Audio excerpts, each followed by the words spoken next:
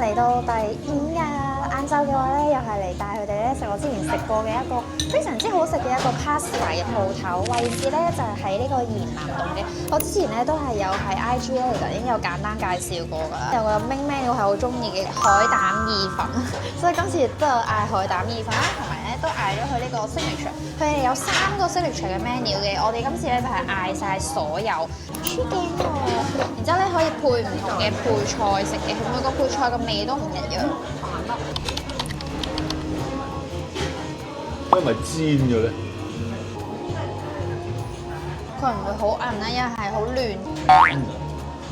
最好食係配呢個菜，酸啊！但係如果你話配個 wasabi 嘅，就好似腸嗰度。我以為佢凍嘅，原來佢熱。哇！咪幾好食喎，意粉真係。哦，呢個就係佢個麻辣呢個麻辣炒飯，爆醬。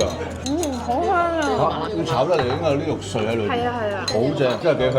期待已久嘅，好想再食嘅山海膽意粉。有冇 menu 啊？最好食呢個，第2係個飯。哇，正啊！哎呀，我跌咗啲嘢喺個頭度。有2個甜品嘅，呢個 French toast 啦，同埋 waffle 啦。跟住結果咧，佢再送多個 service 俾我哋。哇，好實啊！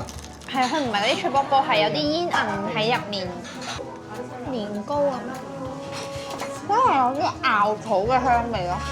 點啊？你覺得？唔張㗎，佢嗰種味道啊，有可能因人而異啊。佢呢個係香蕉燒咗，下面係以蘋果醬，上面係芝士，咁樣一啖食嘅。我烤到係有香蕉，上面係有層焦糖㗎。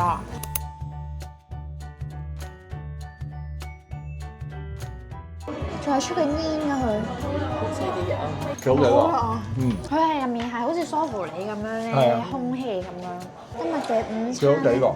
就到呢度。我覺得3個星期長都值得嗌啊，都好食。